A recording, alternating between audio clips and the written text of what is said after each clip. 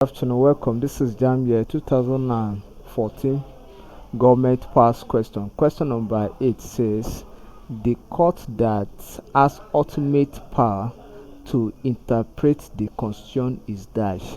The court that has ultimate power to interpret the constitution is that. That is, when we talk of ultimate power, that is the veto power over interpretation of constitution.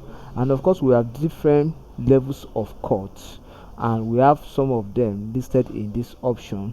Option A says Supreme Court, B say Magistrate Court, C says High Court, D say Court of Appeal.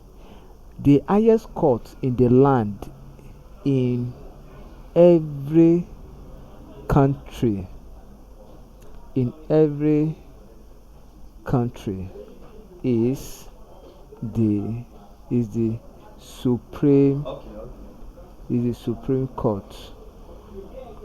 Is the Supreme Court. So, and the court that has the ultimate power is the Supreme Court. So option A is correct. Thank you. Kindly subscribe for more videos.